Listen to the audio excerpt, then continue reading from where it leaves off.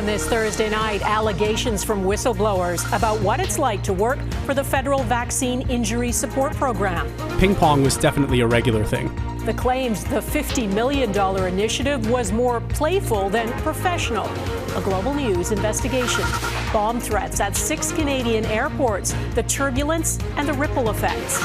More Palestinians killed waiting for food. I think you hit one. The new evidence they're being targeted by U.S. contractors and Israeli troops, plus raising prices to save lives. And this comes to the concept of basic economics. The push to make tobacco, booze, and sugary drinks more expensive.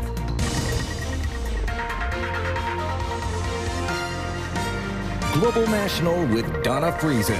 Good evening and thanks for joining us. The Public Health Agency of Canada now says it is auditing the private company it hired to run the federal vaccine injury support program. That program was created to help those rare cases when someone is legitimately injured by a vaccine.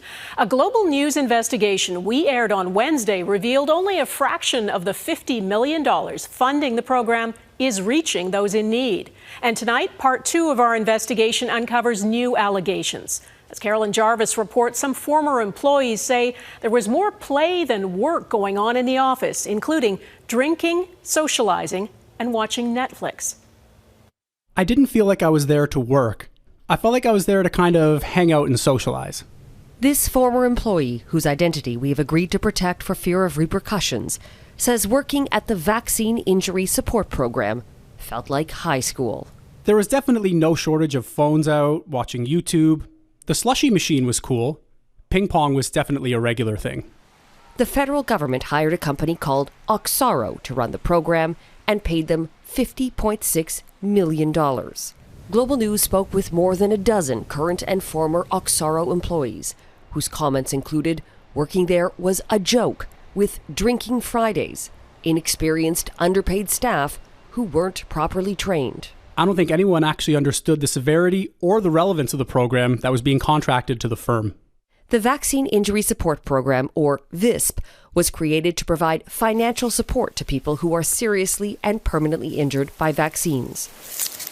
People like Ross Whiteman.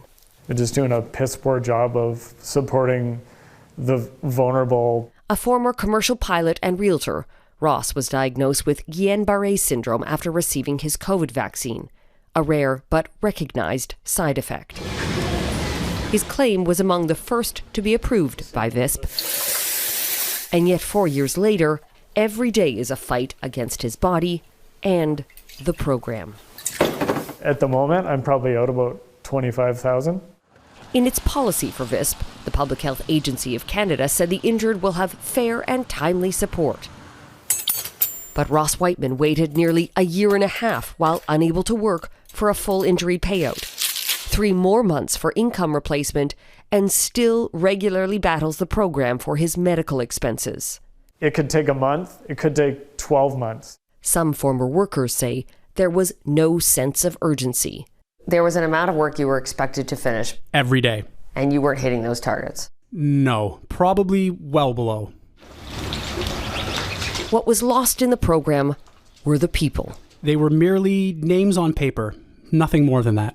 Today, Ross Whiteman is on his 7th case manager. He's lost his health, his savings, and perhaps worst of all, he's lost hope. We're such a small group of people, I just feel like it's on to the next one. In a statement, Oxaro said this is a new program, and it aims to provide a process that ensures all cases are treated fairly and with the same care, respect, and due diligence. It says its timelines depend on each case's nature and complexity. Donna. Okay, Carolyn Jarvis in Toronto. Thanks. Tomorrow, in part 3 of our investigation, internal government documents reveal the number of claims was wildly underestimated, and that is impacting people in need. Multiple airports across Canada faced bomb threats early this morning, triggering temporary grounding of flights and police investigations. Little is being revealed about the nature of the threat, and though airport operations were disrupted and some flights delayed, the security scare did not last long. Nathaniel Dove explains what we know. Paralysis at major Canadian airports Thursday morning. Those in Vancouver, Calgary, Edmonton, Winnipeg, Ottawa, and Montreal all forced to ground flights. We got canceled. Why? Because it was a bomb threat, so our flight was canceled. Winnipeg and Richmond, BC RCMP stating phone calls warned bombs were planted in the control towers. Within several hours, though, the situations appeared resolved and flights resumed. The country's navigation authority, NAV Canada, posting all operations have now returned to normal and stating, in the interest of security protocols, we cannot disclose the specific nature of the threat. Police at Vancouver's airport stating investigators determined this to be a false report. The speed by which this was resolved, to me, there was an assessment made fairly rapidly by law enforcement, and that assessment released the need for a ground stop fairly quickly. Aviation expert John Graddick says multiple airports have received threats at the same time before. What's odd this time, he says, is that the country's largest hub, Toronto's Pearson Airport, apparently wasn't targeted. If you really wanted to disrupt Canadian aviation, you wouldn't be targeting Edmonton or you wouldn't be targeting Ottawa. But I leave that to the psychologists and to the investigators. If you are making threats to civil aviation in Canada, you are subject to some severe penalties. Passengers' travel plans disrupted. It would have been nice to get home, but it is what it is. They rebooked the flight for tomorrow, which is not very convenient. And I asked whether there are any flights for today. They said they are fully booked. Many now delayed during peak travel season. Nathaniel Dove, Global News, Toronto. A Montreal mother accused of abandoning her 3-year-old daughter last month now faces a second, more serious charge. She appeared in court today for a bail hearing. A court-ordered publication ban means the 34-year-old cannot be named in order to protect the identity of her child. Prosecutors added a charge of criminal negligence causing bodily harm. The child was the subject of an exhaustive search. She was found alive after 3 days in a ditch near a highway in eastern Ontario. The American president's sweeping plan to reshape the U.S. economy has been passed by Congress. The legislation to extend tax cuts, slash the social safety net, and increase funding to immigration enforcement and defense is a big legislative victory for Donald Trump. He claims it will deliver on his campaign promises. His critics say millions of Americans will suffer. Candace Cole explains what's in the so-called Big Beautiful Bill. After a drama-filled week with a 24-hour vote-a-rama in the U.S. Senate and a marathon speech by Democratic House Leader Hakeem Jeffries surpassing 8 hours in an effort to stall the final vote on President Trump's hotly contested spending package.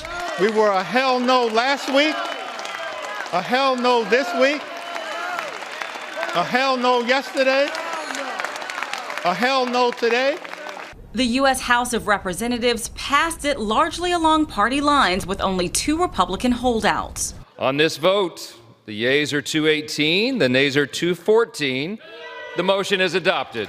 Now, Trump's so-called Big Beautiful Bill is headed to his desk for signature just hours before his July 4th deadline. Trump has lauded it as a big win for Americans, cutting $2.2 trillion in tax cuts with no tax on tips and overtime and increasing the child tax credit. But the biggest tax cuts will be felt by the top 1%, with lower earners losing money due to smaller tax breaks and cuts to health care and food assistance. According to the nonpartisan Congressional Budget Office, Trump's spending package will cut nearly $1 billion from Medicaid, leaving nearly 12 million people without health insurance. Losing insurance is associated with increasing mortality. And cut $285 billion from critical programs that provide food stamps and other food security benefits. And I know a lot of parents, are going through it a lot, and, people that are homeless, they're going to need it. It's hard to get by on what we do have, and cutting back on it's not going to help anything. The Congressional Budget Office says the bill will add over $3 trillion to the national debt over the next decade and includes a boost of over $150 billion each to defense and immigration and customs enforcement efforts. Trump is expected to sign the bill into law Friday afternoon. Donna? All right, Candace Cole in Washington, D.C., thanks. The United Nations Special Rapporteur on the occupied Palestinian territories is calling on countries to cut off all trade and financial ties with Israel, including an arms embargo.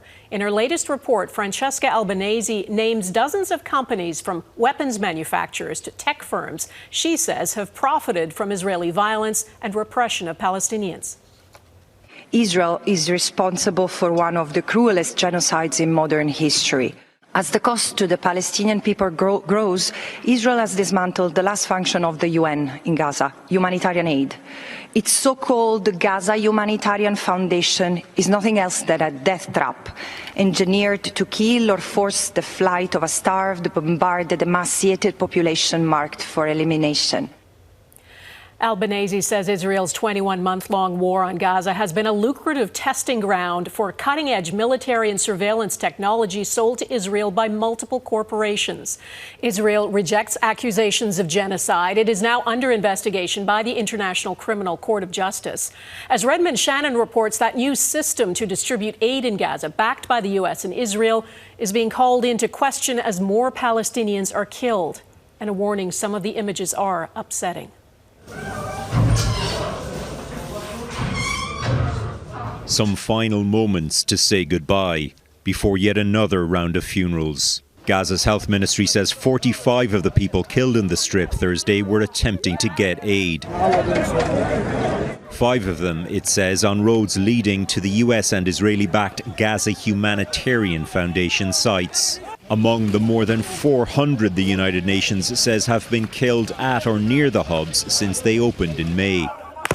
This footage from June was obtained by the Associated Press. AP says it supports testimony that US contractors fired live ammunition at people seeking aid. I think you hit one.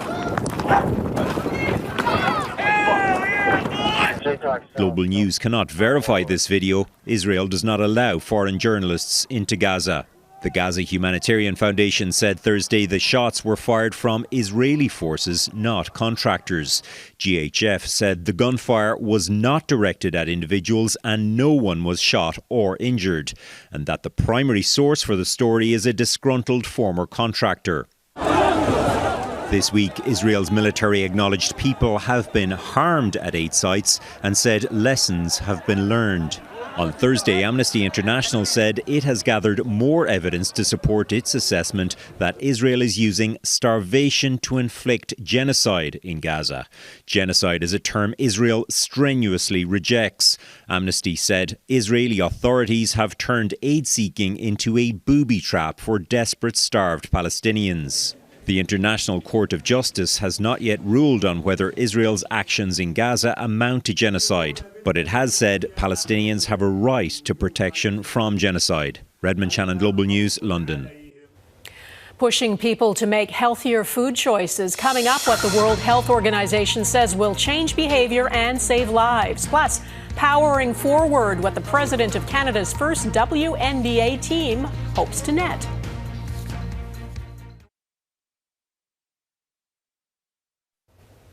Putting a tax on things that are unhealthy, such as sugar, alcohol, and tobacco, is one way for governments to try to steer the public towards healthier choices. It's not always popular. Newfoundland and Labrador dropped its tax on sugary drinks earlier this year after public complaints. Now, the World Health Organization is recommending countries hike their taxes on sugary drinks, tobacco, and booze by 50%, believing it will save millions of lives. Catherine Ward reports. The World Health Organization says taxes on foods that aren't good for us are one of the best tools countries have to fight chronic conditions like heart disease, cancer, and type 2 diabetes. And this comes to the concept of basic economics. When you influence prices and prices go up, people tend to consume less. And that's what we're really looking for. This week, the WHO launched a new initiative calling on countries to raise prices on tobacco, alcohol, and sugary drinks by 50% over the next decade to help ease the strain on healthcare systems. They are actually driving the risk of non-communicable diseases, which we do believe are responsible for approximately 75% of that worldwide. The global health body estimates the taxes could prevent 50 million premature deaths. During a time when development aid is shrinking, experts say taxes could have an added benefit of helping generate public revenue.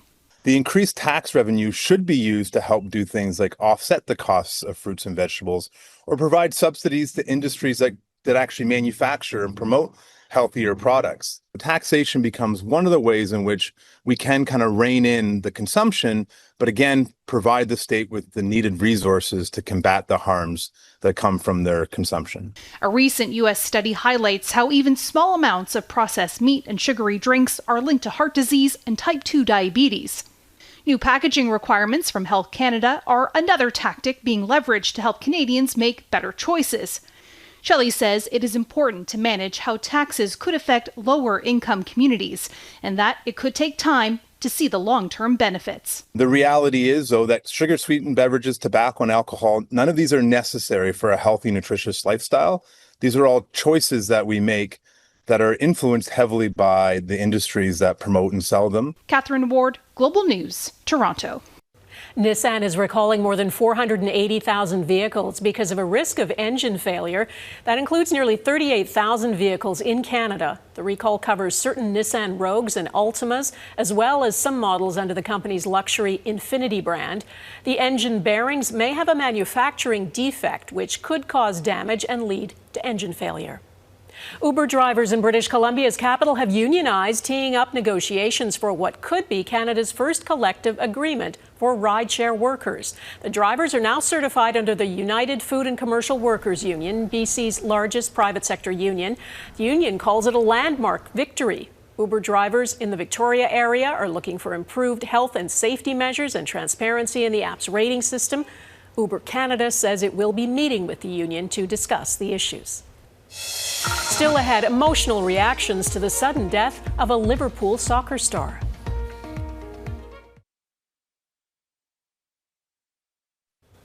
The sporting world is mourning a well-known soccer star who has died in a car crash. Liverpool and Portugal forward Diogo Jota and his brother died in northwestern Spain early this morning. Investigators say the Lamborghini they were in veered off the road and burst into flames. Evidence suggests a tire may have burst while they were passing another vehicle. Fans are devastated. Devastated. Devastated. It's like, unless you're part of the footballing family, people probably won't get it, but it's like you knew him, and he's so young. A makeshift memorial is growing outside Liverpool Stadium, and teams around the world are holding moments of silence. Jota played a key role in helping Liverpool Football Club and Portugal's national team win trophies during his career, and 10 days ago he married his long-term girlfriend, with whom he had 3 children. He was 28 years old. The U.S. Supreme Court has agreed to hear 2 cases about state restrictions on transgender students in female sports. They concern 2 athletes from Idaho and West Virginia who successfully challenged state bans by arguing they were discriminatory. Idaho was the first state to pass a law prohibiting trans athletes from competing. 24 other states have since followed suit. President Donald Trump signed an executive order earlier this year aimed at banning trans athletes from female sports. His administration has also filed lawsuits and launched investigations over state and school policies that allow them to compete. Taking charge of the Toronto Tempo next, what the team president hopes to achieve both on and off the court.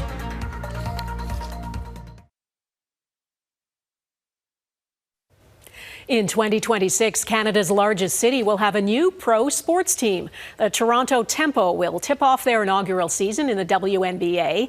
There is lots of work to do. They don't have any players or coaches signed yet. For now, the face of the franchise is the team president. Eric Sorensen spoke with her about building a team from the ground up. Welcome to the W. When Toronto joined the WNBA, the team also welcomed something once rare, a woman as president of a major professional sports team. Today is a historic day.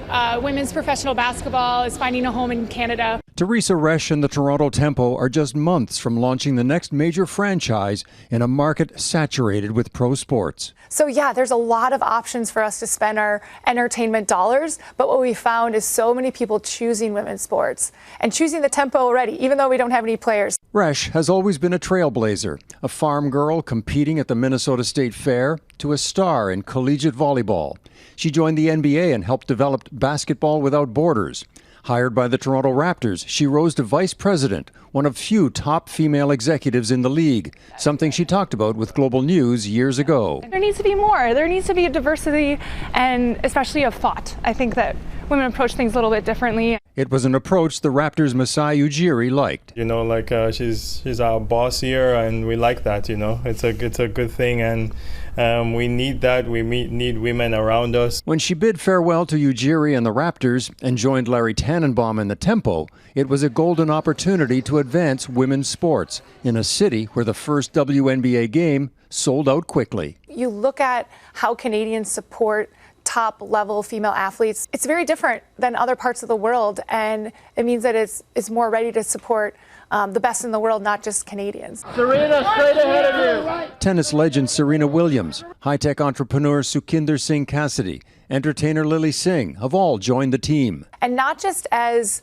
supporters, but owners. Yes. They're invested in this. And just as Vince Carter and the Raptors inspired today's Canadian NBA stars, young girls are bound to embrace the opportunities they see. I'm very excited to see that there's finally a women's team in Toronto. And at a time when the Trump administration is pushing back on diversity, equity, and inclusion, Resch is pushing forward. The WNBA in and of itself as a league is a social statement. Our membership is an incredibly talented, diverse group of professional women, and the people that are fans are also an incredibly diverse group of people. She also intends to tackle the enormous disparity between NBA and WNBA salaries. So we have a lot of catching up to do. In the world of sports executives, Teresa Resch has come a long way, yet she's just getting started. Eric Sorensen, Global News, Toronto. And that is Global National for this Thursday. I'm Donna Friesen. Tonight's Your Canada showcases a cabin on Isle Lake, Alberta, Somerville, Newfoundland and Labrador, and Waskesiu Lake in Prince Albert National Park, Saskatchewan. Please keep them coming. Send your pictures of Canadian pride to Global National at globalnews.ca. And thanks for watching. Tracy Tong will be at the anchor desk tomorrow, and I will see you again next week. Bye-bye.